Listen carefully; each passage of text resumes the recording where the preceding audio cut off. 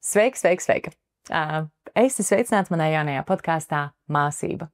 Šī būs ievada epizode, kurā es atbildēšu pirmkārt īstenībā uz jūsu iesūtītajiem jautājumiem. Bija ļoti daudz sievietes, kas iesūtīja jautājumus, un jautājumi bija arī diezgan sulīgi un forši. Līdz ar to parunāsim tā forši, atklāti un brīvi par dažādām tēmām, cik no mums sanāks.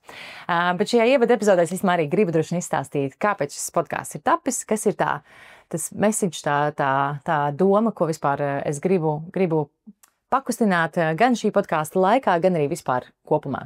Šī podkāsta nosaukums ir Māsība, un māsība nāk no manām pircmāsām. Tad man ir draudzenes, un par to mēs noteikti parunāsim, par draudzenēm. Man ir draudzenes, ar kurām mēs regulāri vienreiz 2 nedēļās dažādā kompānijā, mēs tur esam diezgan daudz un savācamies dažādās kompānijās, katru reizi braucam uz pirti. Un mēs šajās pirtīs izmantojam iespēju pirmkārt pabūt prom no savām ģimenēm, no rūpēm, no bērniem, no visa pārējā. Esam tikai mēs. Mēs sēžam pliks uz lāvu un runājam. Un tās sarunas, protams, kustās dažādos virzienos un katru reizi ir pilnīgi citādāks. Citreiz mēs vienkārši runājam pilnīgas muļķības un smejamies un vienkārši ņirdzam par pilnīgām muļķībām. Citreiz mēs raudam, citreiz mēs dusmojamies, citreiz mēs cepamies par kaut kādām lietām. Mēs varam pārunāt ļoti lielas smagas traumas. Mēs esam runājuši par visādiem vecākiem un bērnības pieredzēm un skolām un iepriekšējiem boyfriendiem un arī par vīriem un arī par bērniem un par visām praktiski tēmām, kas ir aktuālas. Un tās sarunas visas nāk no no sirds, no milzīgas tādas atvērtības, un mums iekšēji pilnīgi neizrunāts noteikums, likums, ka mēs īstenībā vienu otru nedžadžojam. Mēs nedodam spriedumu par to, ka redzi, tu esi tāda, tāpēc, ka tu dari šādi. Mēs dodam šo te brīvo mikrofonu un dodam iespēju vienai otrai izventilēties, dodam iespēju vienkārši pabūt un būt uzklausītām un sadzirdētām un arī atbalstītām. Pat tad, varbūt, ja mēs kāda viena otrai nepiekrītam. Tas nav par to, ka, redzi, es tev uzspiedīšu savu dzīves veidu un tu uzspiedīsi man savējo, bet vairāk par to, ka mēs spējam vienkārši būt blakus vienotrai un pieņemt, kad mēs esam dažādas un tas, kā mēs darām, ir dažādi. Un kopumā vienkārši mācāmies to empātiju un pieņemšanu caur šo te kopā būšanu ar sievietēm. Un šī te podkāsta mērķis un tā doma ir tieši tāda. Es caur sarunām ar citām sievietēm, caur savām māsām, gribu parādīt, tās nebūs tikai manas pircmāsas, bet tās būs arī ļoti daudz citas sievietes, bet es viņas uztveru kā savas māsas, jo šajās sarunās mēs būsim šajā iedomātajā pirtslāvā. Tas, kas mums tur sanāks un tas, ko mēs tur izrunāsim, būs, protams, atkarīgs no tā, kā mums tur veiksies tā saruna un kam tam mēs pieskarsimies, nepieskarsimies. Bet gribās kultivēt šo te atvērto, brīvo, foršo sarunu, tāpēc es esmu uz dīvāna un parasti ar zeķēm. Tas nebūs nekāds smalks setups. Un tad, kad es būšu ar viesi, tad mēs arī es neskatīšos kamerā. Mēs runāsim viena ar otru, dzersim tēju un kafiju un vienkārši mēģināsim vienkārši būt viena ar otru. Par kaut kādu noteiktu tēmu, protams, nevis nekā. Lūk, kopumā tā doma, ko es gribu, ir pirmkārt, ka jums, tev, klausītāji, ir iespēja caur manām sarunām noķert to sajūtiņu, kā ir, kad ir vienkārši foršas sarunas ar sievietēm, ka mēs esam vairāk par to, ka mēs atbalstam vienu otru un cienam vienu otru un vienkārši esam kopā viena ar otru, nevis cenšamies iekost kājā un visu saplosīt un kā tik vēl iedzelt par to, ka tu esi šitāda un tāda. Tā ir viena lieta, un otrais, es īstenībā ļoti gribētu caur šo te mūsu stāstu par mūsu pircmāsām kultivēt sievietes, veidot savas māsības. Tai nav jābūt pircmāsībai, tai nav jābūt māsībai kādādai, tā vienkārši var būt kaut kāda satikšanās. Tā var būt jūras māsas, un tās var būt meža māsas, un tās var būt pastaigu māsas, un tās var būt, vīna māsas, un grāmatu māsas, un jebkas cits vienkārši, jebkas, kas der. Bet vairāk par to, ka mēs sievietes turamies kopā, atrodam veidu, kā īstenībā atbalstīt vienu otru, un es ceru arī, ka atbildot uz šiem te jautājumiem, cik man sanāks atbildēt, gribās vienkārši radīt to drošo vidi, kad ir okei, ka, redzi, man nevienmēr mēs rādam, ka mums viss izdodās un sanāk, un viss ir nenormāli superīgi, un mēs varam būt arī mazlietņās ievainojums, mazlietņās īstenībā ļoti ievainojums, un mums neviens kaklā par to nekatīs. Tā ir tā galvenā doma šim podkāstam, un es ļoti, ļoti ceru, ka caur šīm te sarunām man sanāks kultivēt šo te domāšanu par to, ka mēs varam vienu otru atbalstīt un būt izpratnē, un arī caur tām sarunām dabūt maksimāli daudz dažādus veidus, kā darīt lietas, jo arī mēs pirtsmācās esam ļoti dažādas, daram ļoti dažādas lietas, un mums ir ļoti dažādi varbūt uzskati par bērniem un par naudu un par attiecībām, par visu kaut ko citu, un par daudz, ko mums arī sakrīt. Bet ir ritīgi forši ieraudzīt dažādu, un mēs vienu no otras bišķiņās mācamies un kaut kādā ziņā empatizējam par to, empatizējam, ka mēs esam dažādas un ir ok būt dažādi. Es ļoti ceru, ka šī podkāsta laikā man sanāks normalizēt maksimāli dažādu dzīvošanas veidu, maksimāli dažādas izvēles, maksimāli dažādu darīšanu un nedarīšanu. Lai iedotu to sajūtu, ka iespējams kādā no manām viesēm vai manī, vai kādā manā stāstā, vai man viesu stāstā, tu varētu ieraudzīt sevi un normalizēt, ka tas, kā tev ir ok. Un, ka redzi, ir Ilze, Anna un Marija, kurai arī tā ir. Un tā kā viņām tā ir, tad es arī bišķiņ iekšēji varu normalizēt, ka ar mani viss ir kārtībā. Mēs pie Lauras Denlers ugunsskolas pasākumos kādreiz braucām ļoti daudz, un tur bija brīnišķīgs viens uzdevums, kurā bija jāskatās viens otram acīs un jāsaka, ka ar tevi viss ir kārtībā un ar mani viss ir kārtībā, un es vēlos mācīties, es cienu tevi un es vēlos mācīties no tevis, un praktiski šis te podcasts ir par to. Es ļoti ceru, ka man sanāca nodot tev to sajūtu. Pirms es sākšu atbildēt uz jautājumiem, es bišķiņ iedošu mazu dosie tiem, kas varbūt zina vai nezina, vai zina pilno stāstu, nepilno stāstu, kas es tāda esmu, kas ir varbūt tas mans pamatiņš, no kā es atbildēšu šiem jautājumiem, lai nav tādas neskaidrības. Man sauc Laura, es esmu kopā ar savu vīru jau 17 gadus, mēs tikko nosvinējām 17 gadus kopā būšanu, precējušies laikam 8 vai 9. Es teiktu, ka mēs esam veselīgās un patīkamās un foršās attiecībās. Tā kā es teiktu, veselīgas un labas attiecības mums ir. Mums kopā ir 3 bērni, mums ir 3 dēli, 7 gadi, gandrīz 3 gadi, tā kā mēs 5 minūtītēm un bez 5 minūtītēm 1 gads. Līdz ar to 3 bērni un 3 puikas. Man ir 3 dēli un ir ritīgi forši. Tad, ar ko es nodarbojos? Es nodarbojos ar es esmu gardrobas veidošanas treneri, man ir pašai savs online kurs, kurā es sievietes apmācu pašām mācīties izveidot savu gardrobu, savu sapņu gardrobu, atrodot veidu, kā to pielāgot sev, savām vajadzībām, savam ķermenim, savām krāsu paletei, savai ikdienas rutīnai un izveidot tiešām tādu foršu, garšīgu, patīkamu gardrobu, kas patīk pašai un iedot to sajūtu, ko pati grib iedot caur apģērbu, ar apģērbu palīdzību. Un tie, kas man jautāja, kas ir mans darbs, tas ir mans darbs. Es zinu, ka varbūt tas ir jocīgs darbs, jo es neeju uz biroju un nestrādāju pie citiem, un varbūt ir ļoti daudz dažādas varbūt veidi, kā mēs domājam, kas ir darbs un pelnošs darbs, tad tas mums ar vīru, tas ir mūsu darbs. Mans vīrs nodarbojas ne tikai, protams, ar manu kursu, bet viņš palīdz citiem cilvēkiem un profesionāļiem veidot kursus un attīstīt biznesu. Viņš ir palīdzējis, protams, to izdarīt arī man, un tas ir mūsu biznesa pēdējo, mēs strādājam pie dažādiem projektiem pēdējos 7-8 gadus, un gardrobas kurs mums ir patiešām biznesa pēdējo 3 gadu laikā. Tas ir arī tas, ar ko vismaz mana daļa es pelnu naudu kopā, protams, ar savu vīru, tāpēc, ka viņš ir mans tehniskais un finansu lielais atbalsts, jo viņš man ļoti palīdz visu. Es taisu saturu un domāju konceptus un komunicēju un vadu pašu kursu. Pārējo visu palīdz man darīt mans vīrs Andis. Viņš varbūt kaut kādā brīdī arī nāks garām, un es teicu, ka šī ir brīva epizode, kurā drīkst arī viņš pievienoties, un, ja viņš gribēs, viņš varēs kaut ko pastāstīt un pateikt. Kaut gan man plāns ir man vīru uzaicināt uz podcastu sarunu citu reizīti, patiešām, kur mēs varam parunāties par kaut kādām attiecību lietām un par izaicinājumiem, kas ir bijuši piedzimstot 3 bērniem, jo, protams, ka tās ir liels izmaiņas.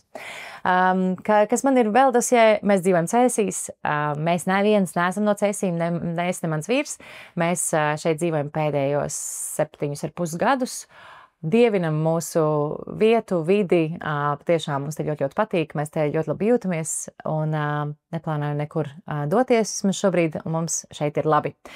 Es esmu pati no Liepājas, un mani vecāki vēl joprojām dzīvo Liepājā, un Andis ir no Rīgas, un viņa vecāki, mamma mamma aizgāja, kad mamma nomira, kad es gaidīju Rudi, un tētis ir starp ceļošanu un Rīgā dzīvošanu. Tā kā viņš ir kustīgais cilvēks šobrīd.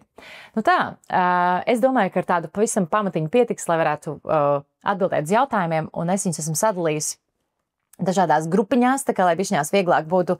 Es sadalīju bērni, attiecības ar vīru, es pati, tur ir šis tas par naudu, šis tas par seksu. Es nezinu, cik daudz mums sanāks, bet arī rēķinies to, ka ja tavs jautājums kaut kur neieslīdēja, ļoti iespējams es uz tavu jautājumu atbildēšu kaut kādā sarunā ar kādu citu cilvēku, jo šobrīd man ir jau sarunāts 5 epizodes ar dažādām sievietēm par ļoti dažādām tēmām.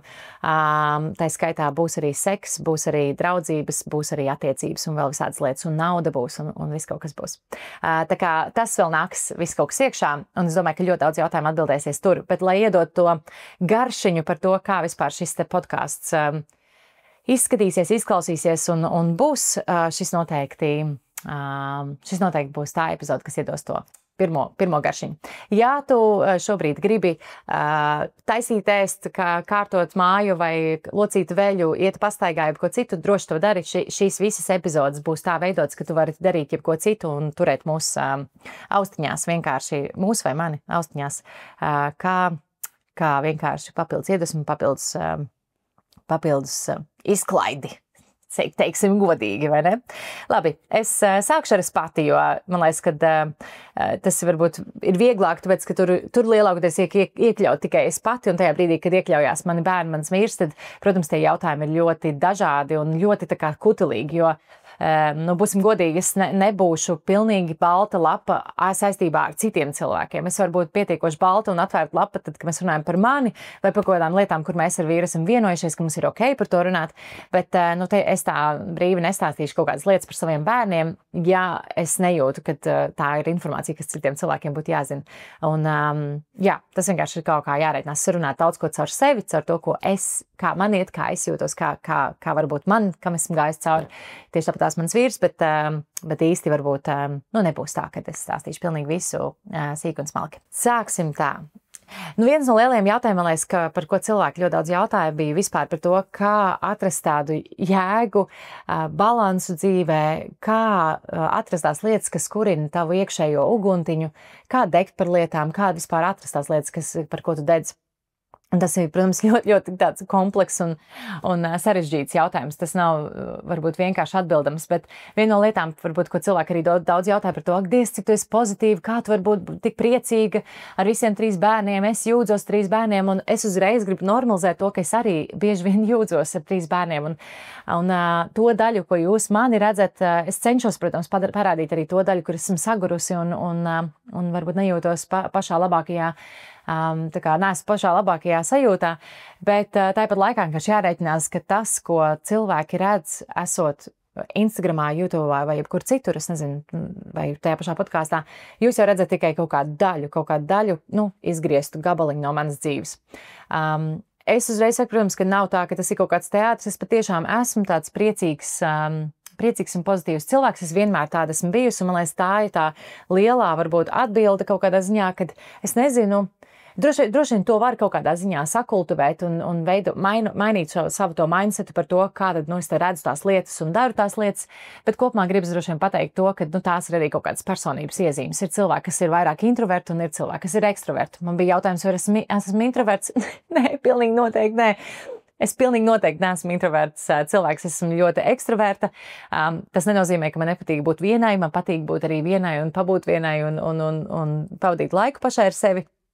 Bet es esmu cilvēks, kas barojas un tā kā uzlādējas esot ar citiem cilvēkiem. Tad, kad man ir galīgi slikti un man arī ir brīži, kad man ir ļoti, ļoti, ļoti slikti emocionāli un psihoemocionāli, tad man tā kā vēl kārā tas, ka es esmu ar citiem cilvēkiem. Man ir jānodrošinās, ka es satieku savus draudzenes, ka es izēju uz kafiju, ka es esmu kopā ar tiem saviem cilvēkiem, lai es varētu uzlādēties un uzpildīt to savu iekšējo bačiņu.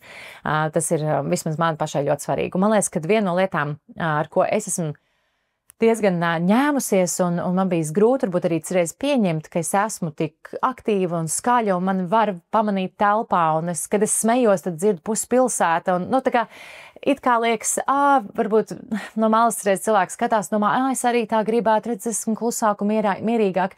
Bet es uzreiz varu teikt, ka es ļoti kaut kādu daļu no savas dzīves esmu jutusies arī kā tāds klauns, kur es varbūt nevaru atrast veidu, kā pabūt klusumā un mierā un paklusēt kaut kādos brīžos un iespējams nepateikt savu viedokli par pilnīgi visām lietām. Un ir pat vakar mēs bijām pirtī ar meitenēm, un es pat vakar kaut kādā brīdī noķēru un domāju, vai es patiešām neuzbāžos par daudz stāstot visu laiku arī kaut ko par sevi. Varbūt es vienkārši pasēdēt un paklusēt. Tā kā tas ir kaut kas, kas es domāju, ka varbūt tā ir tāda personības iezīme, kur es pati mācos to sadzīvot. Tas, kā es to cenšos skatīties, un tas, kā es arī skatos saviem bērniem, jo, protams, kad bērniem augot, tu arī pamani kaut kādas lietas, kas ir viņa stiprās puses, bet tā arī tā stiprā puse var būt arī ļoti, ļoti traucējoša un nomācoša gan viņam pašam, gan citiem cilvēkiem. Un tas, ko es laika gaitā sajūtu, protams, tas ir normāli, kad varbūt mans tas aktīvisms un pļāpāšana un tā runāšana ar visiem un atklātums un tā tālāk nav bijis vienmēr super ērts un patīkams. Nezinu, maniem vecākiem skolotājiem, omītēm vai jebkam citam. Un ir gana daudz tās situācijas, kur droši vien tas viss ir nokušināts, sēdi klusi, mierā, beidz tarkšķēt, beidz ņemties, ko tu visu laiku var runāt. Ka tas ir tā kā iedevis to sajūtu, ka tas nav labi, ka es tāda esmu. Un es teiktu, ka varbūt es tikai pēdējos, es nezinu, 5, varbūt 7, 5 gadus, es teiktu, tiešām tā kā nāk pie tās iekšējās sajūtas par to, ka es jūtos ok, ka es esmu tāda, kāda es esmu.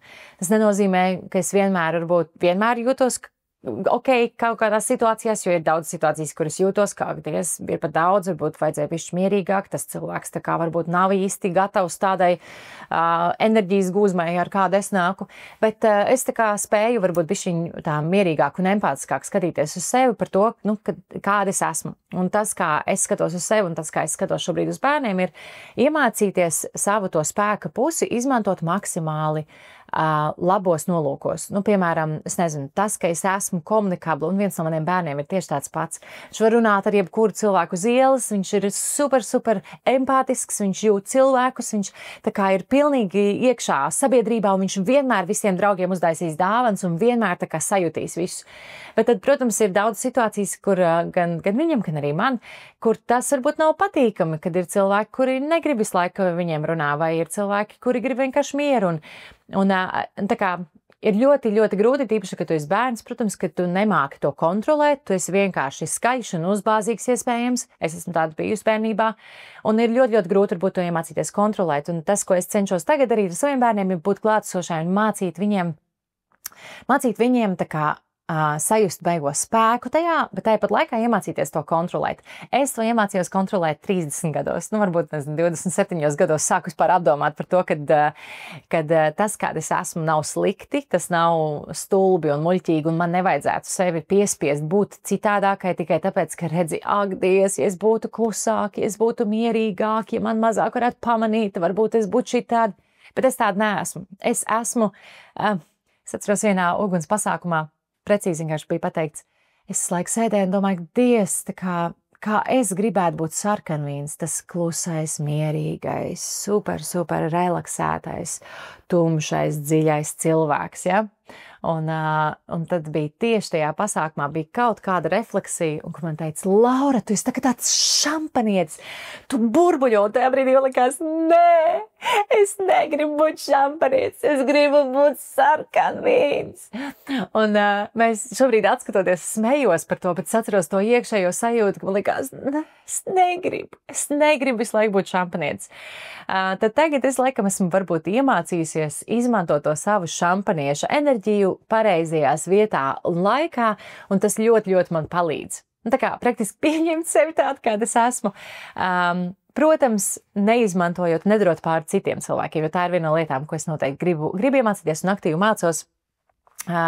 Pieņemt sevi tādu, kāda es esmu, būt un ļaut būt tādai, kāda es esmu, bet tāpat laikā tā kā nenodarīt citiem cilvēkiem pāri. Un, ja tev jautājums, kā es varu būt tik pozitīva, es tāda esmu. Es tāda vienmēr esmu bijusi, un visi cilvēki, kas man pazīst no skolas laika, es vienmēr esmu vadījusi pasākums, bijusi skolas prezidente un visu organizējusi. Es vienmēr tāda esmu bijusi. Es vienkārši cenšos izmantot to maksimāli labi, sevi izdevīgi tā, lai es tiešām attīstītu to dzīvi tā, kā man patīk. Vienkārši izmantojot to, ko es esmu, nevis cenšoties visu laiku sev salauzt salauzt vienkārši kaut kādā cilvēkā, kādas patiesībā neesmu. Nu tā, tas nenozīmē, ka nevar iemācīties prasmes. It īpaši paliekot vecākais, tiešām jūtu, ka es varu iemācīties klausīšanās prasmi, un ir ļoti daudz prasmes, kuras varbūt man nenāk dabīgi, bet es noteikti viņas varu iemācīties, un es arī viņas mācos.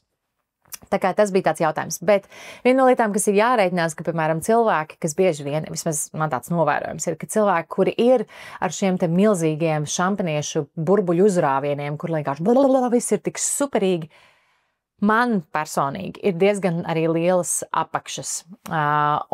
Es esmu arī, man ir grūti bijis sadzīvot ar to, ka man ir šie te milzīgie uzrāvieni un milzīgie kritumi. Arī tos var iemācīties mazlietņās nomierināt, un ar vecam arī bišķiņi paliek vieglāk, un šogad paliks 35, un es tiešām jūtu, ka paliek tā kā bišķi vieglāk mazlietņās izelpot situācijās, kad vajag izelpot. Bet viena no lietām, ko es noteikti varu teikt, kad kopā ar tām milzīgajām augšām nāk arī milzīgās apakšas, un man ir noslēdzus depresija, man ir bijusi depresija vairāk kārtīgi dzīves laikā, gan grūtniecības depresija, gan pēcdzemdību depresija. Man ir noslēdzus trauksmi uz veģetīvo distoniju, visādām uz pārkainājumiem, ļoti daudzām lietām. Tā kā līdz ar to tas viss ir balansā. Tas nav tā, ka tas pozitīvisms un prieks un enerģija nāk tikai un vienīgi ar to. Viņi nāk arī ar to, kad ir tie milzīgie kritumi, ka tā enerģija tomēr pārtērēta kaut kādā veidā.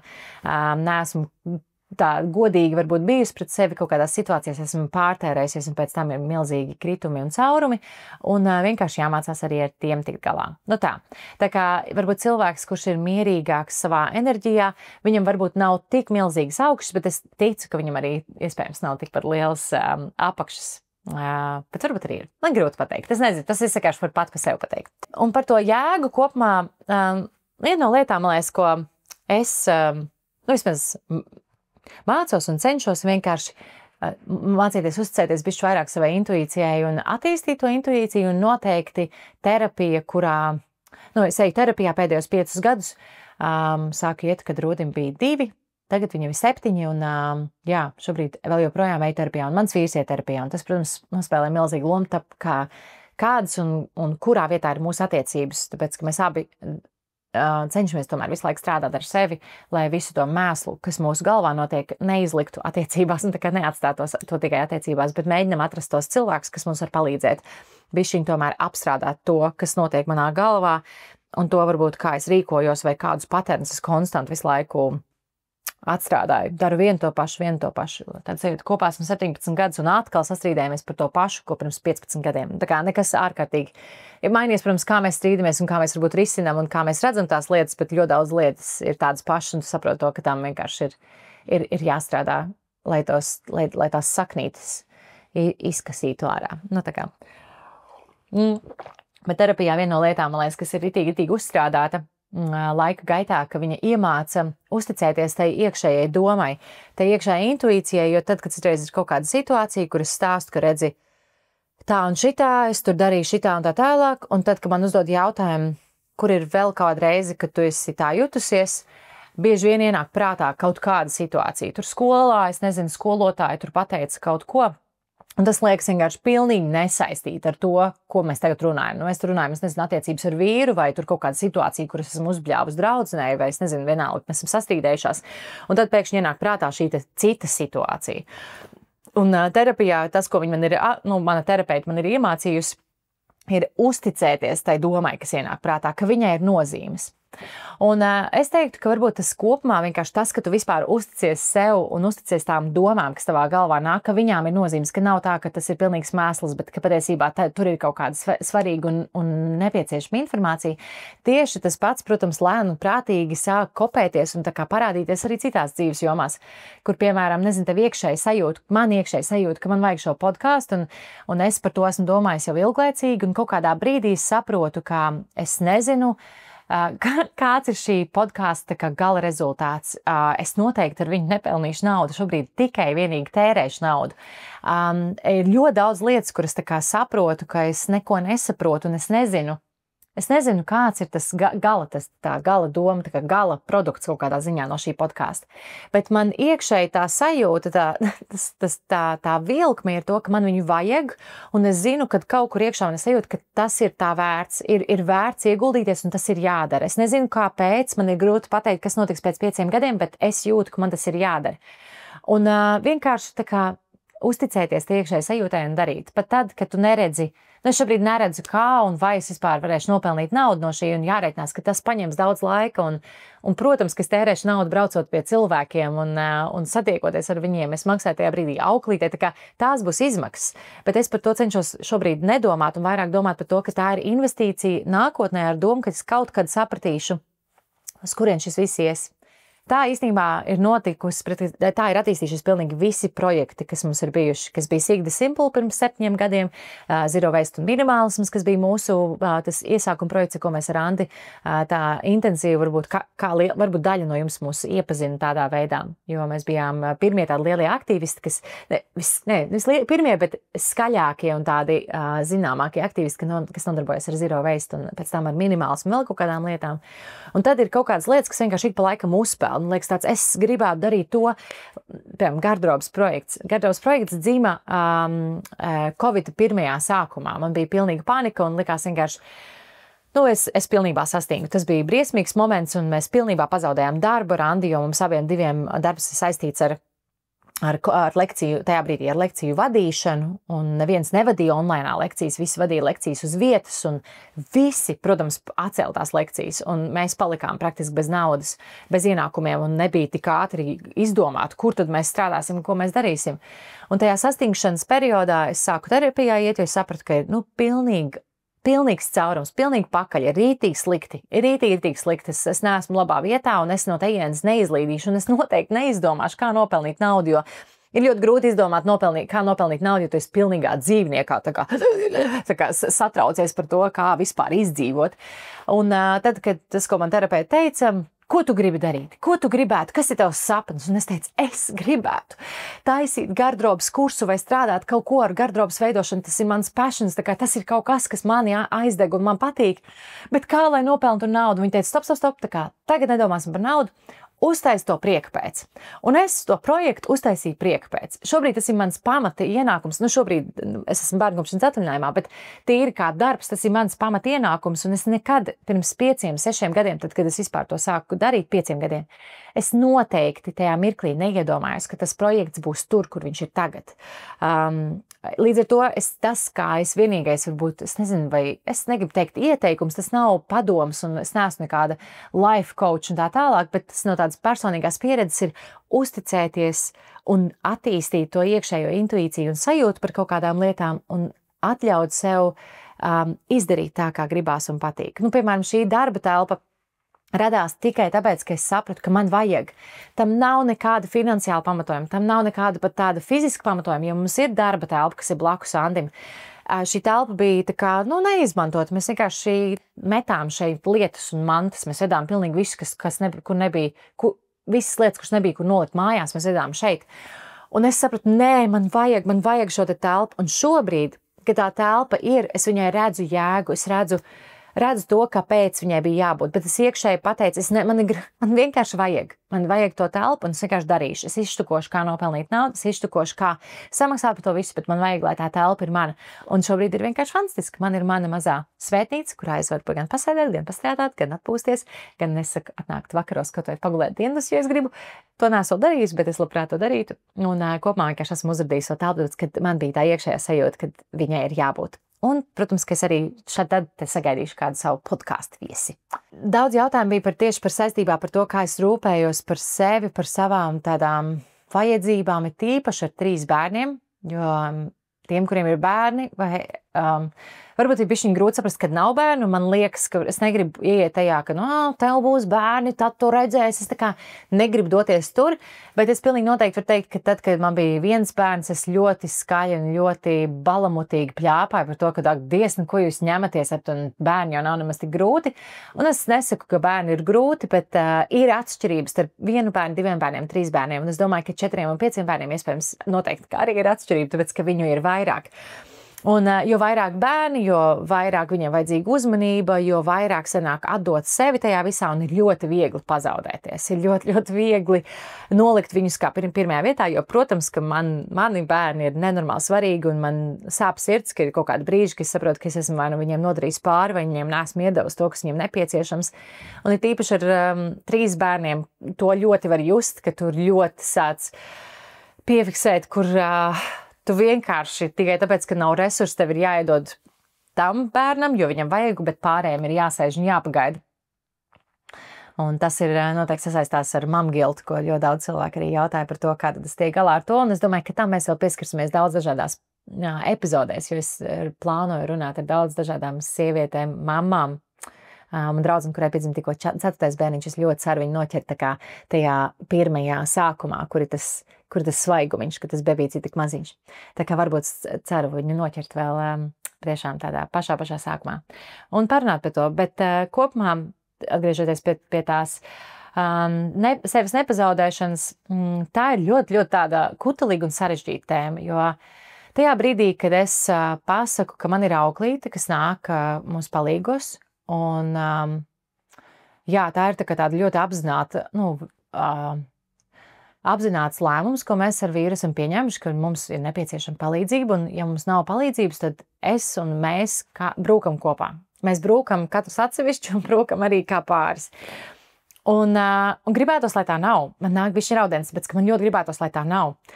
Es ļoti, ļoti daudz un bieži skatos uz citu cilvēku, tīpaši Instagramā un YouTube, un domāju, paskaties, Laura, viņi tiek galā, viņiem nav neviena palīga. Pasties, viņi pati tiek galā ar visiem tiem 4 bērniem, un viņus mājskolo. Kā tu redzi, tā ir man sāpītēm.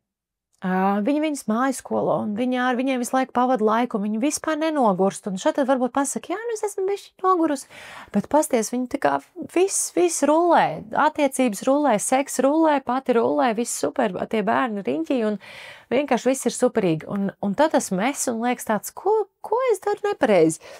Ko es daru nepareizi, ka es palieku tik pārkairināta ar saviem bērniem, un citreiz vienkārši nespēju pat dažas stundas pabūt pilnā kontaktā, jo citreiz vienkārši palieku tik šausmīgi pārkairināta, kad man vienkārši liekas, ka man pausī nāk ārā dūmi, kad liekas, ka Jesus Christ, kā šito vispār, kā izdzīvot kaut kādā ziņā. Un šie tie jautājumi, kas ir aktuāli pilnīgi katru dienu, man ienāk prātā tās lietas, ka nezinu, ka man kā kaut kas nav kārtībā, ka treku citi tiek galā un tu netiec galā. Bet tad ir tā otrā balss. Es terapeitē vienmēr saku, ka man ir 2 balss. Viena balss, kas iekļauj sabiedrību un kā būtu pareizi un kā dara citi un ko citi padomās. Tā ir tā viena balss, kas tikko tagad izstāstīja un bišķiņa aizraudājās iekšēji par to, ka Dievs, kāda es esmu nabadzīta, kā visiem citiem sanāk un man nesanāk. Tā ir tā kā viena balss. Un tad ir tā mana iekšējā balss. Un ja es izslēdzu to sabiedrību, un izslēdzu savus pieņēmumus un salīdzinājumu ar citiem cilvēkiem, es bieži vien nonāku pie tās iekšējās balss, kur tā iekšējā balss pasaka priekšā, kas patiesībā der man. Un es tev teikšu godīgi, man ir ļoti, ļoti grūti. Es ļoti aktīvi cenšos uzticēties tai balsī un visu laiku atgriezties. Kas der man? Kas ir vajadzīgs man? Ok, labi. Keitija no Kanādas, ja dara šitā. Labi, viņai der šādi. Kas der man?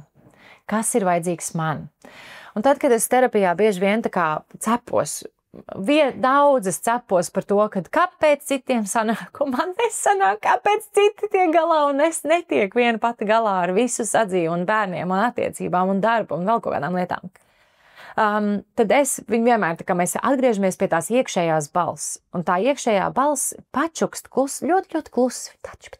Vienmēr kaut ko čukst, un viņi čukst par to, kas der man. Un tajā brīdī, ja es spēju nolikt malā to, kā dara citi un kā man liekas, kā darītu pareizas mammas, kā dara labas mammas un pareizas sievas un ritīgi labās tur, es nezinu, kaut kādas draudzenes.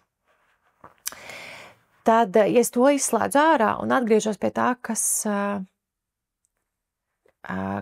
ir nepieciešams man tā balss pasaka priekšā, un ja es viņai uzticos, tad viss ir kārtībā.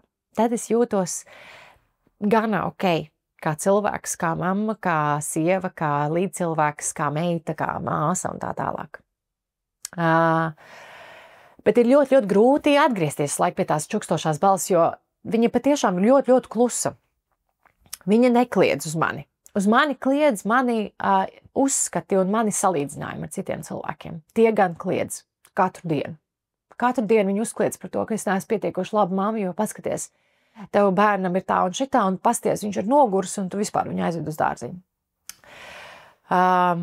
Jā, ja es nonāku un tu tiešām uzklausu to iekšējo kluso balsi, kas man pačuks par to, kas man der un kas man nedara, un ja es izslēdzu tos uzskats par to, kā būtu pareizi vai nepareizi darīt, tas, pie kā esmu nonākusi, ir, ka ja es dabūnu laiku sev un uzpildu savu krūzīti, un mana krūzīte uzpildās arī caur darbiem, ja es pakurinu to savu uguntiņu, un manu uguni kurina palīdzēt un tā kā būt kopā ar līdzcilvēkiem un palīdzēt citām sievietēm, un gardrobas kurs un vispār tas saturs manā gadījumā ir tas, kur es tā kā uzkurinu savu uguni, ka es esmu varbūt izpalīdzīga ar kaut kādām savām lietām. Tieši tāpatās vienkārši būt klātesoši saviem tuviem cilvēkiem, un es varu pabūt tā kā viens uz viens ar kaut kādiem noteiktiem cilvēkiem, tā skaitā arī ar manu vīru. Ja es piesaistu palīdzību, un ja es nodrošinos, ka mani bērni ir drošā un laimīgā vidē, tad mēs visi esam priecīgāki. Es bieži vien koķetēju ar domu, ka, varbūt es varētu viņas mājaskolot, es vienkārši nojūgtos. Ja es esmu godīga pret sevi, tad man ļoti, ļoti ir nepieciešams mans tas atsevišķais laiks, un viņš nevar būt vienreiz nedēļā un vienreiz nekad, un tad atkal pēc 3 mēnešiem. Nē, viņš var būt. Vispār viena no lietām, pie kā es esmu nonākusi pilnīgi noteikti, ir tas, ka izturēt un izdarīt var jebko. Mēs visi varam vienmēr visu izturēt un iziet cauri un sakos zobus un fucking tikt cauri tam visam. Bet tas lielais jautājums, ko es droši vien sev uzdodu, vai tas ir tas, kā es gribu dzīvot? Vai es tomēr gribu dzīvot tā, kā man labāk der, un tā kā būt patiesai pret to, kāda es esmu un kādas ir manas vajadzības? Un lai vai cik ļoti bieži vien grūti, un tas bija viens no jautājumiem, kas arī tā kā tu parūpējies par sevi, jo tā kā tu noliec sevi priekšā, jo es pat zinu, ka ja es parūpēšos par sevi, tad visi iegūs. Un tas ir kaut kas, kur es bieži vien turos, pat tad, kad man liekas, es sāku sev pārmest, ka man ir atnākusi auklīt, un es neesmu pietiekoši labi pavadījis šo te savu nosacītu brīvo laiku, vai es esmu viņu nodeldējusi kaut kur, vai es nezinu, es vienkārši esmu noraudājusi. Arī tā, ka tās. Vai mēs sastrīdamies ar Andi. Tu mēs ar vīru sastrīdamies, un tad liekas tāds ārprāts laiks tik stulbi iztērēts. Tajos mirkļos es vienmēr atgādinu, ka mēs kā ģimene plaukstam un zeļam tad, kad mēs ar partneri, mans vīrs un es, esam labākajā sevis versijā. Un es savu labāko sevis versiju nevaru dabūt, esot konstantā kontaktā ar citiem cilvēkiem, ir tīpaši ar bērniem, kuriem visu laiku kaut ko no manis vajag. Es savu labāko versiju dabūnu tad, kad es dabūnu labu balansu, labu to kopsaucēju, kur es dabūnu gan savus bērnus, un es viņus neprātīgi mīlu.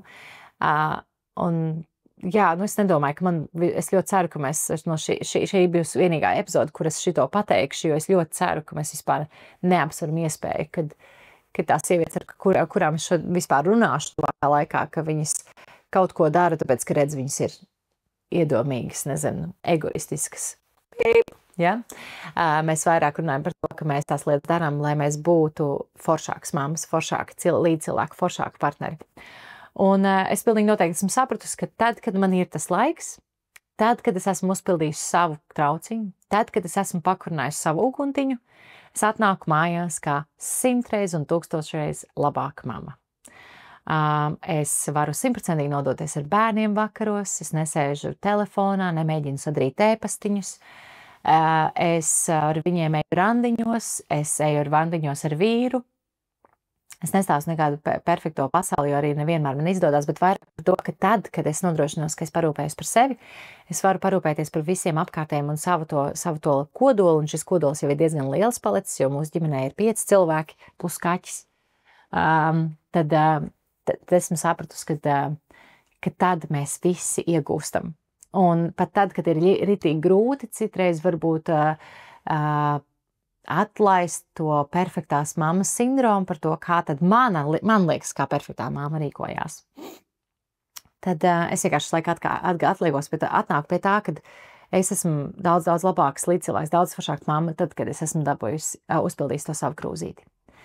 Man ļoti mans tāds mīļš cilvēks un ļoti tuvs cilvēks, jo tā ir sieviete, kas pieņēmas visas manas 3 dzemdības, ir Dina Ceple, un viņa man ir mans sievietes kaut kāds daļais etalons, un mēs ar viņu ļoti daudz esam runājuši par to, par to, tā kā tiem uzspiestajiem, paši sev jau uzspiežam, ne jau citi cilvēki, uzspiestajiem tiem uzskatiem par to, kas tad ir laba mamma un kāda ir pareiza mamma, un visu laiku sev atgādināt par to, ka cik ļoti dažādas mēs esam, un jo vairāk mēs spējam sev pieņemt, jo laimīgāks mēs esam, jo ja es sevi mēģinu piespiest būt tādai perfektai mammai, kā es domāju, kāda ir perfekta mamma, tad es dzīvoju ar depresiju un milzīgu trauksmi, man džingst ausis, man ir slikta duša, man jādzer zāles, viss ir slikti, man noteikti nav labas attiecības ar vīru, man nav attiecības ar sevi, un man ir nāk miegs, un man ir nogurums, un es slikti guļu un bļauju uz bērniem, un ne tikai bļauju, bet ķērts uz viņiem, un esmu vienkārši ļoti sliktā stāvoklī. Un it īpaši ar 3 bērniem esot, tā kā viņi ir daudz, tad saprot to, ka kaut kādā mirklī ir vienkārši jāieslēdz izdzīvošana, un tu saproti, ka vislabākais izdzīvošanas mehānisms ir uzlikt to gāzmasku pašai sev. Nevis gāzmasku. Skābekļmās. Nevajag gāzmasku. Arī gāzmasku droši vien vajag kaut kādos brīžos likt pašai pirmai. Bet praktiski to skābekļmasku jāuzliek pašai, lai mēs nenomirstam. Jo tajā visā ļoti viegli pazust. Ir ļoti viegli pazust bēbīšos bērnos, pienākumos. Jā, tas balans ir, man liekas, tāds izdomāta lieta. Es nezinu, vai viņš ir, man liekas, ka viņš ir kustīgs un viņš mainās, un jo mēs vairāk saprotam un pieņemam to, ka cik viņš ir kustīgs, jo vieglāk paliek. Un viena no lietām, starp citu, īstenībā, man liekas, tā ir varbūt viens tāds mindsets, kas man ir palīdzējis. Mēs bieži vien domājam, Dievs, kāpēc es laiku kaut kādas problēmas, un atkal problēma, un atkal tāda problēma, un atkal tāda problēma. Kad tad beigsies tās problēmas, kad tad sāksies tas mierīgais laiks? Un tad mēs tieši ar draudzenēm vienā pirtī runājam par to, un es teicu, ka man ļoti noderēs Laura Denlera vienreiz mums, Laura Denlera droši vien parādīsies sarunās, pēc, ka viņa man ir tūs cilvēks, un viņa mans arī tāds iekšējs mentors par to, man patīk, kā viņa domā, kā viņa redz lietas. Viņa ļoti daudz mums palīdzēs, gan kā pārim, gan personīgi.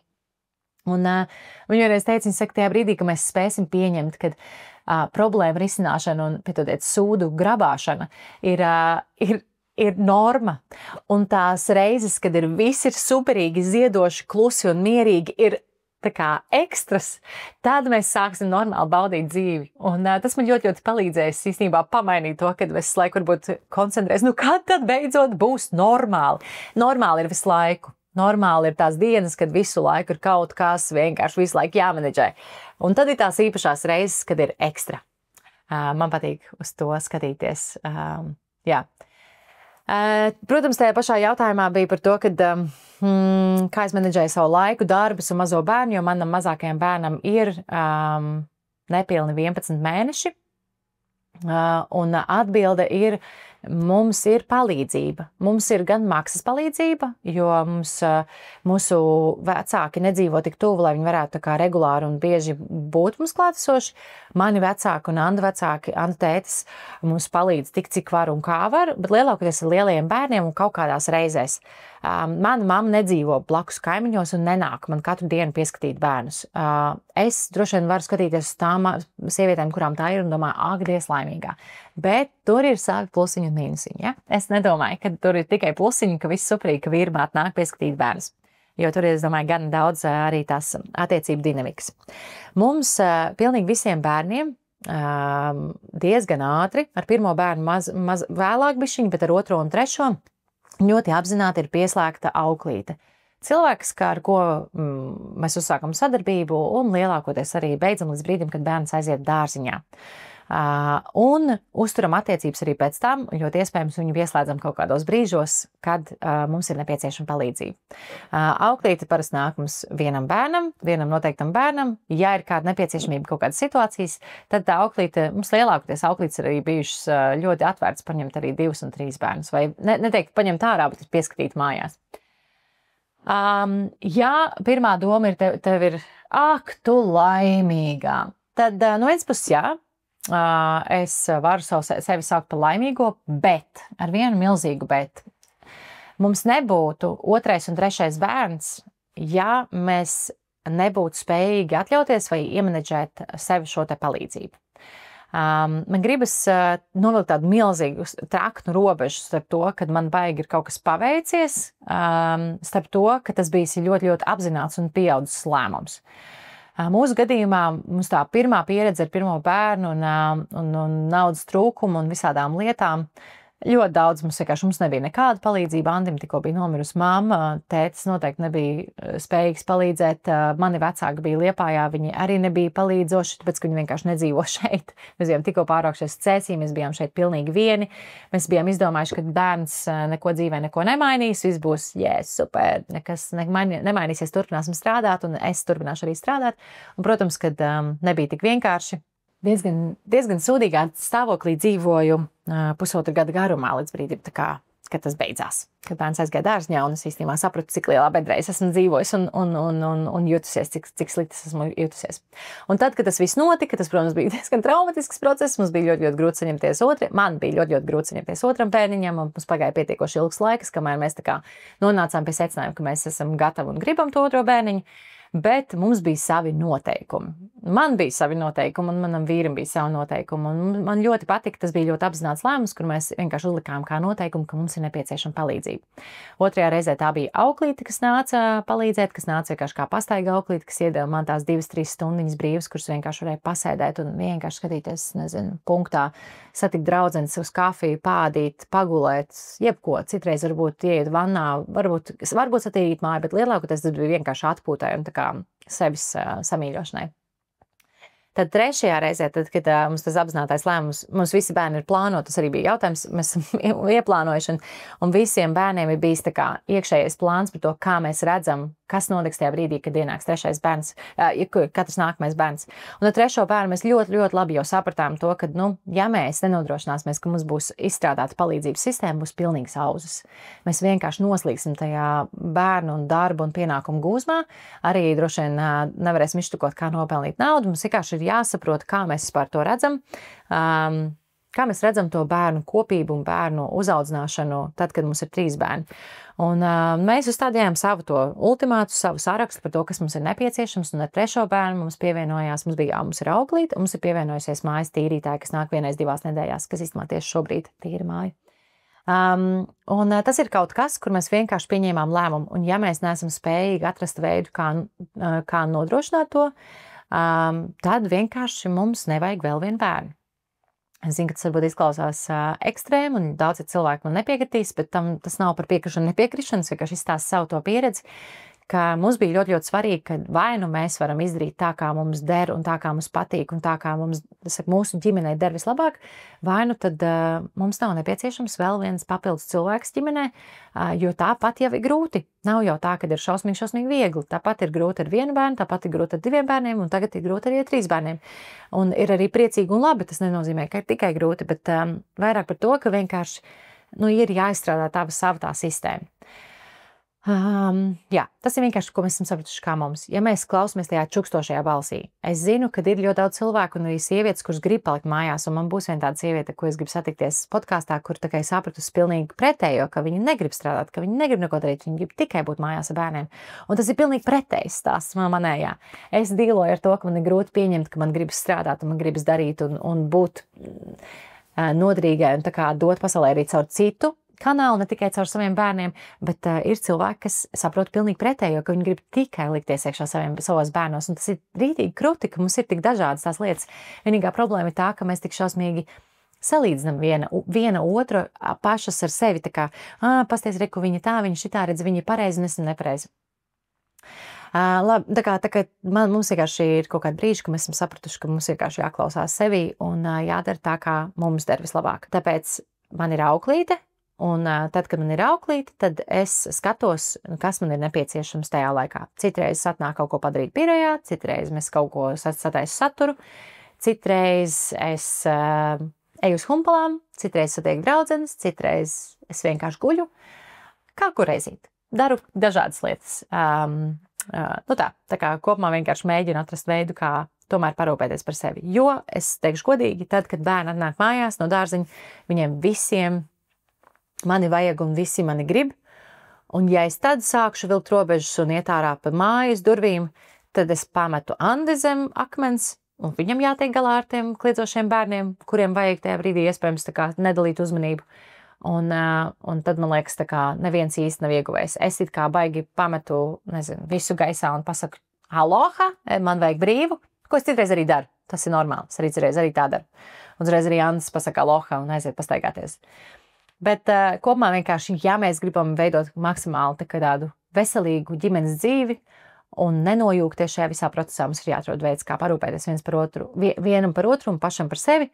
Un mēs arī turam rokas pulsu viens par otru, Randi. Nevienmēr mums izdodas, bet mēs ļoti cenšamies tomēr atgādināt, ka hei, aizēj atpūties, tagad nav nepieciešams rukāt, mēs varam vienkārši pišķiņās atpūsties. Parūpēties par sevi, lai mēs varam parūpēties pēc tam par to bērnu baru. Forši jautājums bija par to, vai es esmu izveidojusi stipras attiecības, stipras draudzības pēdējo, tā kā pieaugušā vecumā, pēdējā laikā, vai tas nav ticis cēsīs, un cik viegli vai grūti tas ir bijis, un kā tas viss izskatās, un tas bija foršs, superīgs jautājums, paldies par to, jo tas man lika padomāt, ka pilnīgi visas manas aktuālās draudzības ir izveidojušās pieaugušā vecumā.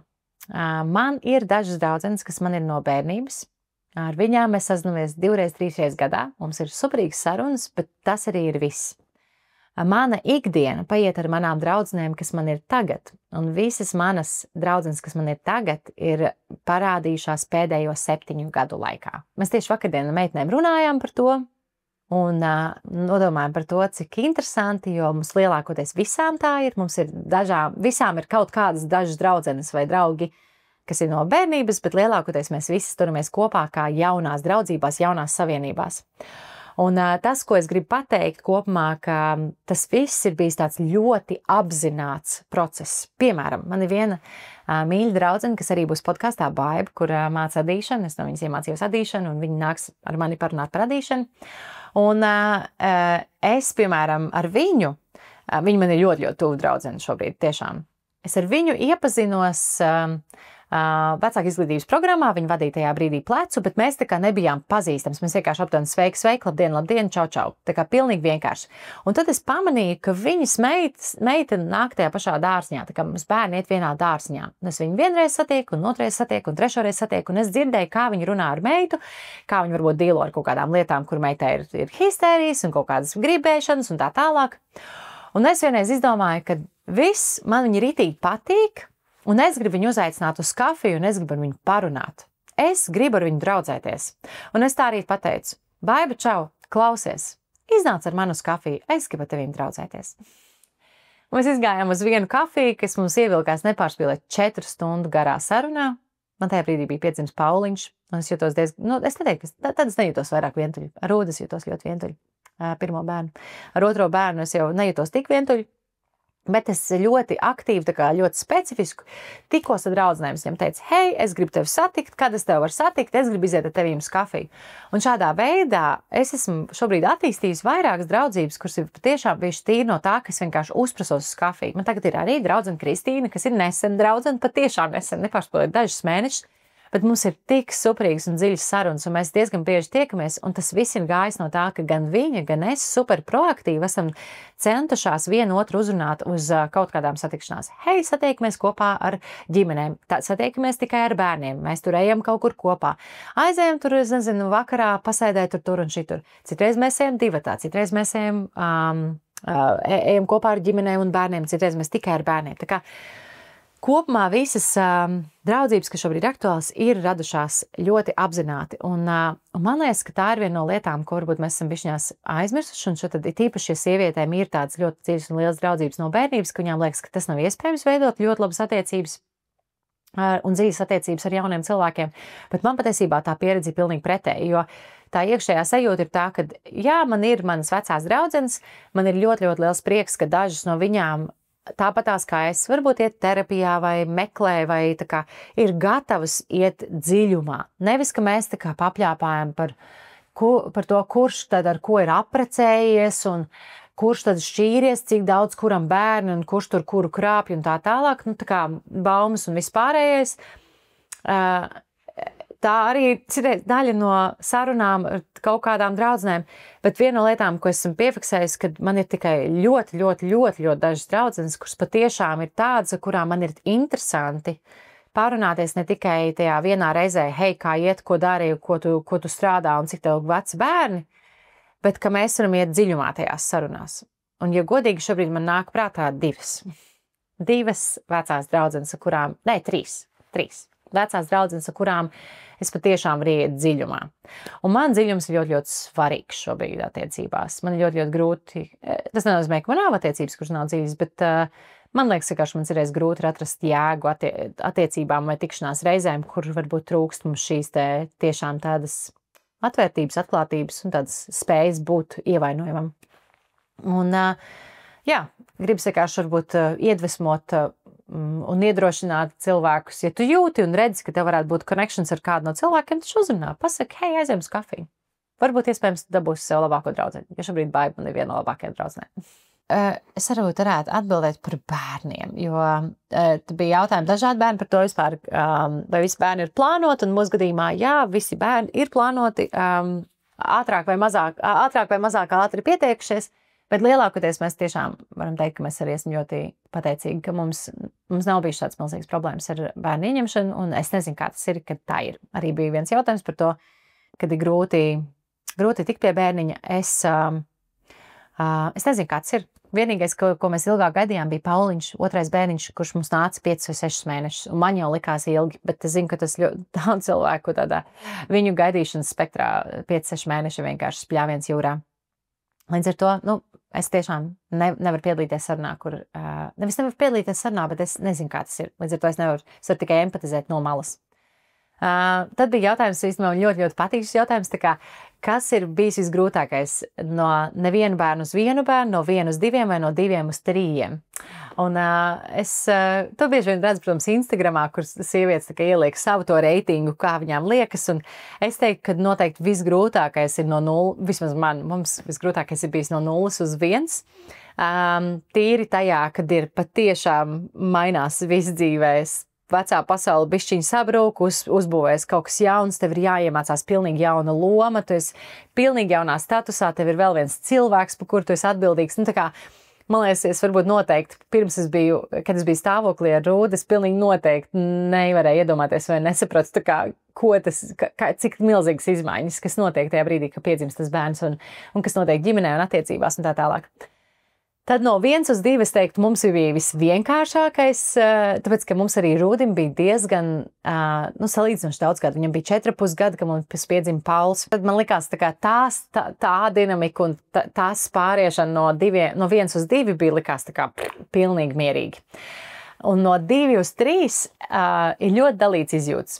Jo no vienas puses ar pašu bērnu un pašu to bērnu kopību, varbūt to sadzīvi, ir visvienkāršāk. Tāpēc, ka tu visu zini un visu saproti, un tu vairāk, es neklausos. Es varbūt klausos kaut kādas podkastus par kaut kādu bērnu psiholoģisko attīstību vai kaut kādā palīdzību un tā tālāk, un mēs šad varbūt saziņojamies ar kādu psihologu vai kādu, kas mums var palīdzēt saprast, kā rīkoties ar kaut kādām lietām. Bet, noteikti vairāk nelasu grāmatas par to, kā būtu pareizi darīt, tur, es nezinu, to un to vecumu. Ir ļoti vienkārši izstrādājis droši vien kaut kāds savu intuīcijas, savus veids, kā mēs darām lietas, kas mums dara ģimenē, kā mums bērni aug un tā tālāk. Tā kā vienkārši ar 3. bērnu viņš vienkārši iekrīt jau esošā sistēmā. Un bija tieši tāda arī sajūta, ka viņš piedzima, ka viņš vienkārši ieleca braucošā vilcienā. Tas vilciens īsti neapstājās priekš viņu. Bet tāpat laikā mums tas 3. bērna ienākšana ģimenē sakrita kopā ar vīra Anda muguras problēmām un muguras operācijām. Viņam pa šo laiku, kopš mums ir piedzimis augusts, kas ir pēdējie 11 mēneši, viņam ir bijuši 2 muguras operācijas un 2 rehabilitācijas. 2-3 mēnešu garumā katra rehabilitācija.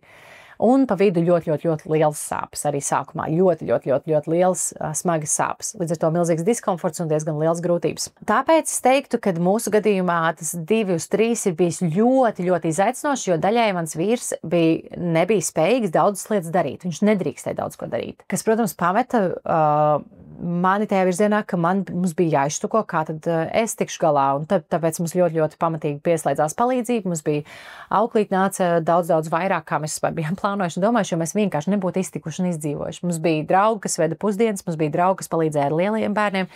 Mums Anda brālis un mani vecāki ir paņēmuši Rūdi, man vecāko dēlu. Nezinu, cik ilgu laiku viņš ir dzīvojis pa šito laiku, kamēr ir piedzimis augusts. Praktiski mums vienkārši palīdzēs Anda brālis un visi palīdz, visi paņem, visi kaut kur pieskata, visi palīdz. Bet tas arī bijis, protams, ļoti apzināti, ka mēs esam teikuši cilvēkiem, mēs netiekam galā, mums vajag palīdzību, lūdzu palīdziet, ka mēs tā kā ļoti specifiski gan paprasam palīdzību, gan arī pasakam, kāda palīdzība mums ir nepieciešama. Par to mēs kādreiz droši vien parunāsim atsevišķu podcastu sarunu ar kādu citu cilvēku, kur mēs varam tā kā izrunāt ļoti specifiski, kā tas viss notiek, jo tā palīdzības gan palūkšana, gan saņemšana tā kā ir tāda ļoti kutlīga un interesanta tēma varbūt. Tāpēc es teiktu, ka mums arī no 2-3 ir bijis tā kā ļoti izaicinošs un diezgan grūts posms. Ļoti nogurdinošs. Tas, cik ļoti esmu pārkaināta un nogurusi varbūt ar šo bērnu, ir bijis tā kā visgrūtāk. Tāpat laikā arī vispiepildošāk, tāpēc, ka tie bērni, protams, ir nenormāli forši, un te viņi tā kā, viņi ļoti daudz iedod, bet ļoti daudz arī paņem. Tas ir tāds, man liekas, interesants. Es pilnīgi noteikti esmu normāli priecīga, ka mums ir 3 dēli, 3 puikas un 3 vispār bērni.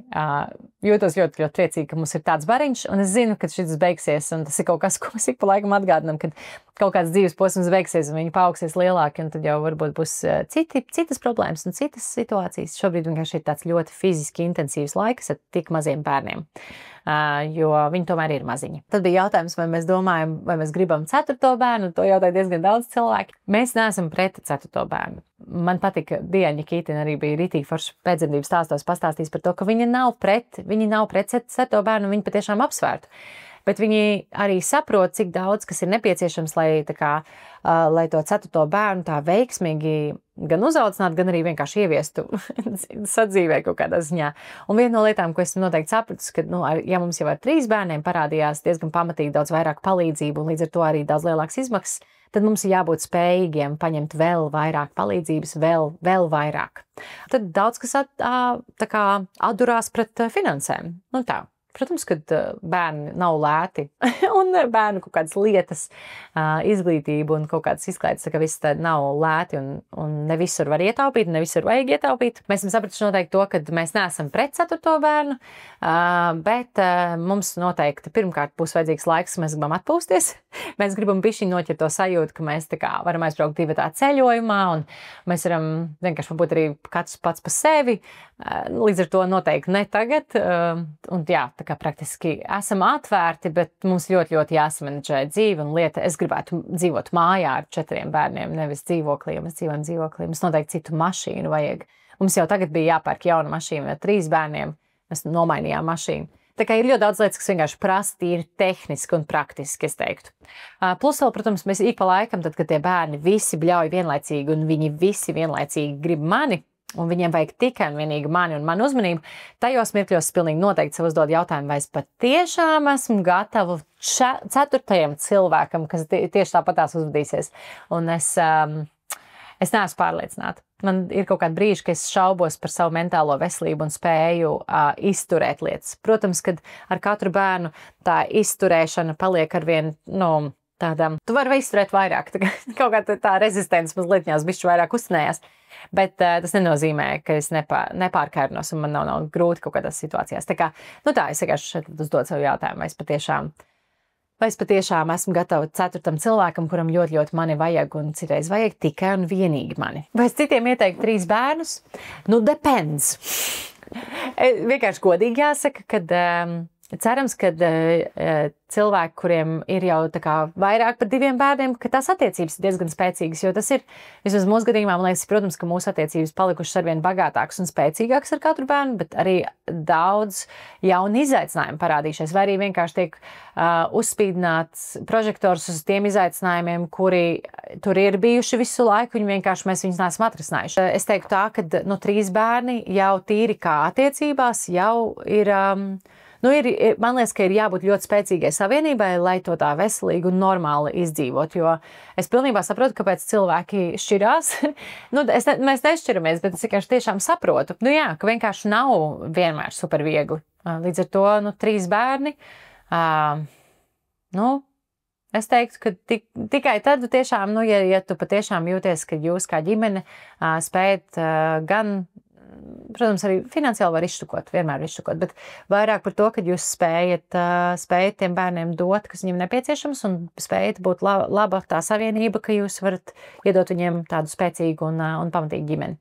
Tā kā, tas vienmēr atgriežas pie, ja mēs atgriežamies pie 4. bērna, mums tiešām ir jābūt ļoti, ļoti, ļoti labā kondīcijā, lai mēs varētu vēl vienu cilvēku pielikt klāt un vēl vienam cilvēkam mēģināt iedot to, kas viņam ir nepieciešams. Vai es esmu vienmēr zinājusi, ka es gribu bērnus? Jā. Man liekas, ka tad, kad mēs ar Andi satikāmies, mēs runājam par bērniem, un mēs 100% zinājām, ka mums būs bērni. Labi, tajā brīdī, kad mēs satikāmies, noteikti mums bija 17 gadi, bet noteikti mēs runājām par to kaut kādā brīdī, ka mēs gribam bērnus. Un es gribēju bērnus daudz ātrāk nekā Andis. Es gribēju bērnus jau 23, 24 gados. Pabeigt universitāti un uzreiz būt stāvoklī, bet Andis tā kā vēl negribēja, un labi, ka tā, visi forši mēs man liekas, ka ļoti foršā laikā mums pirmais bērns piedzima, tā kā man bija 28, baigi forši, baigi superīgi. Un tad bija arī jautājums par bērnu atšķirību, tā kā, gadu atšķirību, kuras, manuprāt, ir visforšākā.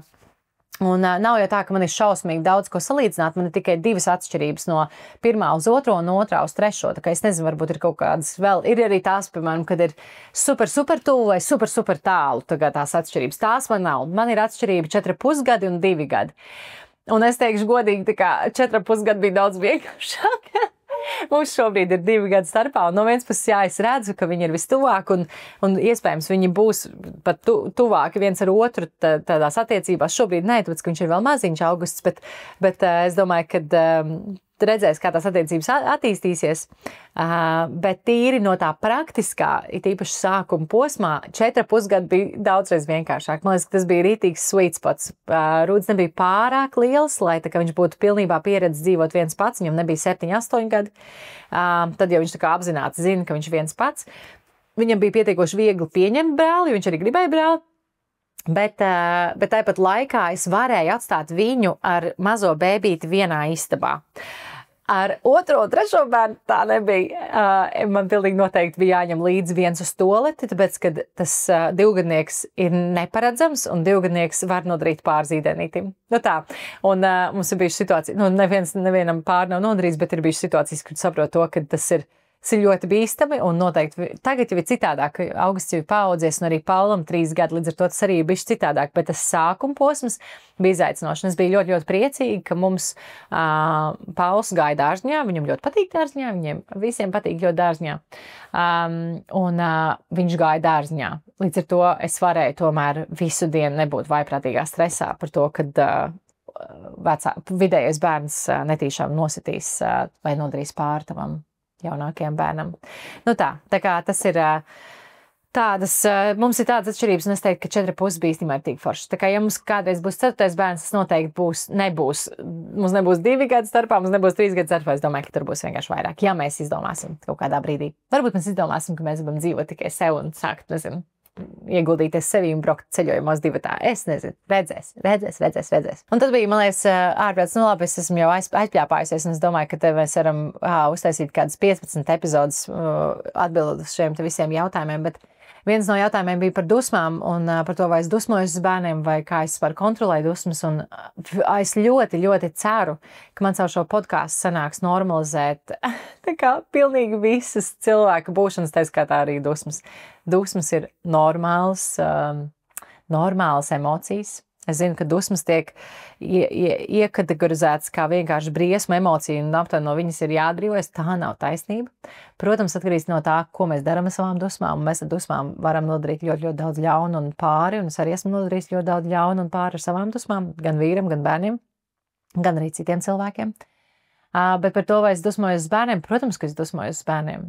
Ārpēc, es domāju, es taču neesmu kāds pārcilvēks, un es ļoti ceru, ka mēs visus cilvēkus, ko tu ieraudzīsi šeit, un arī, kurus tu redzi apkārt un Instagramā, vienkārši izņemt no pārcilvēku statusa un ielikt parasto cilvēku statusā, kur jā, viņi arī sadusmojas un bļauj uz saviem bērniem.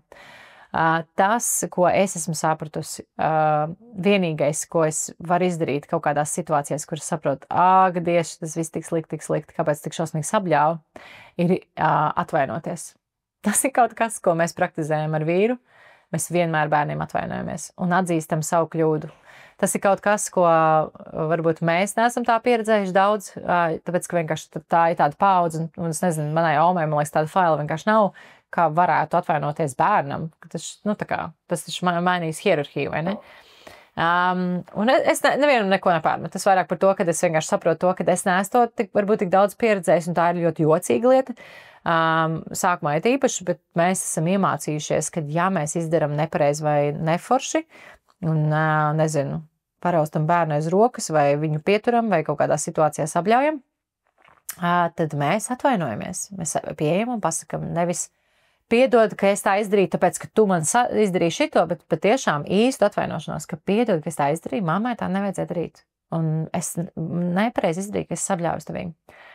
Tas ir vienīgais, kā es varbūt varu izstāstīt. Vai es kontrolēju savas dusmas? Nu, tā kā mēs atkal atgriežamies pie tā, kad kas tad tev ir nepieciešams, lai tu nejustos dusmīgi. Un nav tā, ka es pilnīgi katru dienu brācu saviem bērniem. Es brācu uz viņiem tad, kad es esmu pārkairināta, super pārgurusi, vispār neesmu parūpējis par savām vajadzībām. Jā, tad ir traki, tāpēc, ka es jūtos vienkārši slikti. Tiešām ritīgi slikti, un man vienīgais veids, kā es varu dabūt ārā to izmisumu, ir caur dusmām. Tad tas, ko, nezinu, es daru, viens ir vienkārši parūpējos maksimāli, cik nu iespējams par savām vajadzībām, un nodrošinās, ka man ir savs laiks, kur es varu uzpildīt to savu krūzīti. Un tad, kad es esmu uzpildījis savu krūzīti, man nav tik ļoti liela vēlme pļaustīties. Man ir daudz lielāka kapacitāte un tāda tā kā spēja, noturība pret dažādām situācijām. Tad otrā lieta ir, mēs ar vīru cenšamies viens otru bišķiņ kaut kādos brīžos piečakot, kad tu jūti, kad tur iet traki, tad mēs cenšamies viens otru nomainīt. It īpaši, teiksim, ja es esmu labākā stāvoklī un viņš ir sliktā stāvoklī un viņš sabļauj uz bērniem, vai tieši otrādi. Tas, ko mēs darām, ka mēs cenšamies pienākt pie viens pie otru un pateikt, hei, es pārņemu, ja? Es bišķi labākā stāvoklī, šobrīd esmu, izpūt gaisu. Nevis tā, ka es viņam saku, ka viņš ir slikts, bet es saprotu, ka tas ir pilnīgi normāli, ka cilvēks ir pārkairināts un varbūt ļoti, ļoti noguris, jo mums arī bēbīts ceļās vēl joprojām pa naktīm, līdz ar to mēs arī esam pietiekoši noguruši.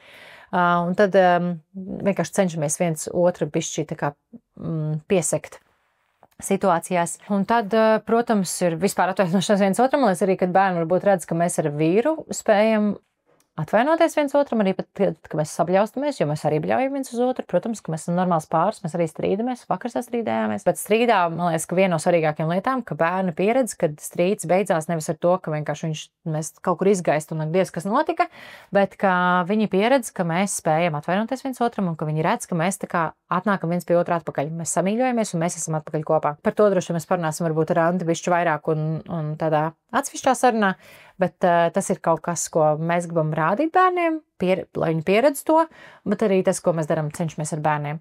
Bet es uzreiz saku, nelieciet man pārcilvēkā, tas, ka es esmu priecīga un smaidīga, nenozīmē, ka es visu laiku tāda esmu ikdienā ar saviem bērniem. Esmu nogurusi, esmu ļoti, ļoti sliktā stāvoklī un es mēdzu sabļaut uz bērniem. Vēl par tiem pašiem bērniem jautājums, vai bērniem grūti man sadalīt un kā es ar to tiek galā. Jā, protams, un es domāju, ka ir nenormāli interesanti, kā mēs abi ar to tiekam galā. Jo ir stulba situācija, kad visiem bērniem vienlaicīgi vajag mani, un mans vīrs ir brīvs, un viņš tā kā būtu gatavs un gribētu paņemt kādu no bērniem. Bet citreiz, nevienmēr. Ir situācijas, kad tie bērni visi, neviens negrib, viņiem nevajag Andi, viņiem vajag tikai mani. Un man liekas, ka tā ir tāda stulba situācija, jo viens ir tas, kad es esmu pārkārnāta, un man liekas, vienkārši man kūp galva no tā, ka diez, cik traki, ka visiem visu vajag, bet tāpat laikā tā kā man ir blakus partners, kurš jūtās super nevajadzīgs, ka viņš varētu palīdzēt, bet neviens pie viņa nenāk. Man liekas, ka tā ir. Citreiz viņš saka, tā kā mēs laiku domāju, tu nezini, kā es jūtos, ka viņiem visiem visu laiku man vajag. Un tad Ants saka, jā, bet tu nezini, kā es jūtos, kad viņiem man nevajag. Un tā ir taisnība. Protams, kad parasti viņiem visiem vajag vienlaicīgi. Šādi viņiem vajag atsevišķos laikos, ja? Bet lielāk tas viņiem vajag vienlaicīgi. Un es cenšos pieņemt to, ka pirmkārt vienkārši atgādināt to, ka viņi ir piedzimuši vairāku bērnu ģimenē. Un katrs no nākamais, teiksim, Rūdis ir piedzimis viens pats, kā pirmais bērns, bet katrs nākamais bērns ir jau piedzimis ģimenē, kur ir cits bērns. Līdz ar to nav tik traki, ka viņš tā kā nesaprot, kad ir arī citi bērni. Es cenšos tā kā, ja ir tāda situācija, kad ir traki viss un tā, un viņi visi trīs, un viņi visi raud, es parasti cenšos izštukot, kuram bērnam vajag bišķi vairāk. Jo ir tādas situācijas, ka vienam ir tā kā visvairāk nodarīts pāri, vai viņš jūtās visaizskartākais tajā situācijā.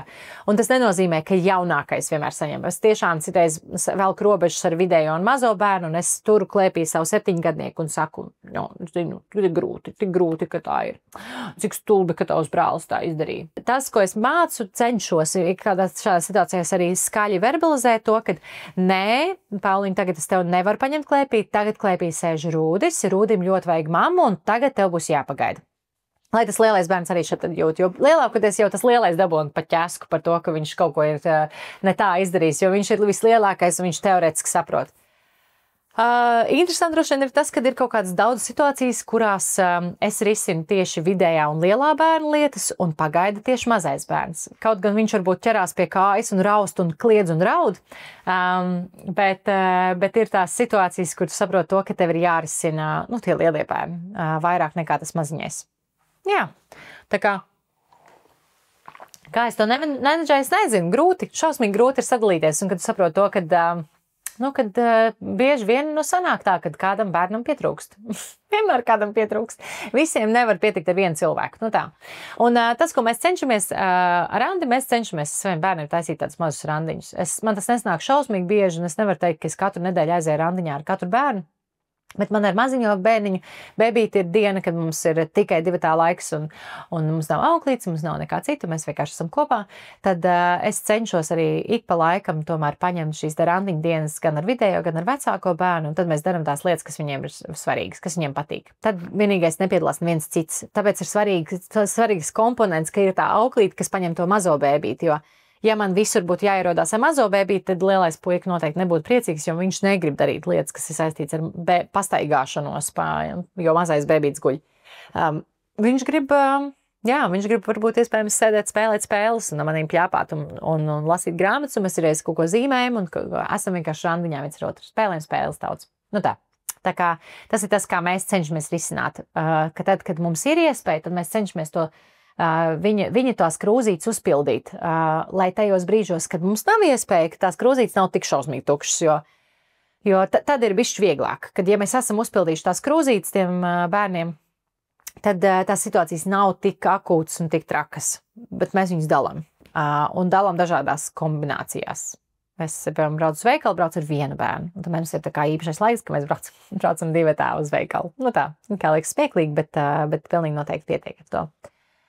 Nu, lūk, es domāju, ka es vēl atbildēšu uz vienu jautājumu, kas ir tā kā saistīts ar bērniem un mani, bet te mēs arī paliksim, jo es domāju, ka ārprātīgi daudz jautājumu. Es redzu, ka, ja gribās dziļi un forši, tad nemaz nesanāk tik daudziem jautājumiem atbildēt.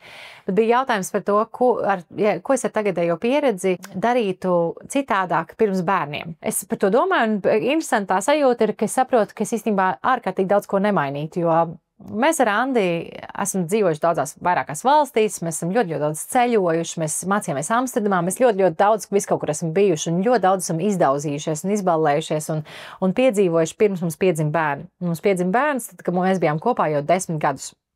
Līdz ar to mēs tiešām ļoti daudz esam izbaudījuši viens otru un arī pasauli un visādas notikumus un tā tālāk. Un, ja godīgi jāsaka, nav ārkārtīgi daudz lietas, ko es darītu citādāk. Man liekas, ka es esmu tiešām ritīgi daudz sev uzpildījusi, un arī tagad, kad ir bērni mazi, un ka mēs īstenībā neesam nekur ceļojuši, mēs ar visiem bērniem nekad nekur neesam bijuši, arī ar 2 bērniem mēs nekad tā kā nekur lielākos ceļojumos neesam bijuši. Un mums par to baigi sirds nesāp, jo man liekas, ka mēs esam diezgan daudz paceļojuši pirms tam, un tad, kad mēs varēsim, vai tad, kad tie bērni būs bišķiņās paaugušies, tad mēs arī paceļosim arī ar tiem bērniem. Tā, ka mums būs tādas iespējas. Vienīgā lieta, kas man nāca prātā, ko man varbūt būtu gribējis izdarīt bišķi citādāk, ir sakārtot finanses. Tas ir kaut kas, kas mums ir bijis palicis aktuāls jautājums tikai pēdējos gadus, kur mēs esam sapratuši, ka, hei, dzīvot pilnīgā randumā varbūt nav pats drošākais un foršākais veids, tas rada ļoti daudz stresa. Mēs vienkārši esam abi sapratuši, ka mums ļoti trūkst tādu finanšu pratība. Neviens ne skolā, varbūt ne ģimenē vai kaut kur citur. Tā kā mums nav bijis tāda baigie mentori vai sapratnes par to, kā tad rīkoties ar naudu un ko tad darīt un kā viņu tērēt, netērēt, taupīt, ieguldīt un tā tālāk. Un tagad mums tas palicis kā aktuāls jautājums, kas ir ritīgi foršs, ļoti priecājos par to. Un mēs tā kā šobrīd pārveidojam savu finanšu pratības tā kā sistēmu. Mēs mēģinām izdomāt, kāda būs tā mūsu sistēma, kā mēs kā ģimene gribam darīt naudu. Lai varētu kā labāk dzīvot un drošāk dzīvot un mierīgāk dzīvot, jo naudas trūkums vai kaut kādas naudas tādas fluktuācijas, tad maiņas ir šausmīgi stresains, šausmīgi sit sliedas ārā. Tā kā manā gadījumā tā kā šausmīgi sit ārā man no sliedēm. Un es arī saprotu to, ka mums ļoti gribas bērniem iemācīt foršāk, labāk rīkoties ar naudu, nekā mēs to esam darījuši vai nekā varbūt iepriekšējās paaudzes. Un tas ir vienkārši no tā, ka ne jau, ka mēs pārmetam, kad redzē, visi vainīgi un tā tālāk. Nē, es vienkārši uzņemos atbildību, kad foršas tagad gribu iemācīties. Tagad es eju kursos un mācos, ja, klausos gudrus cilvēkus, kā tad būtu pareizi darīt.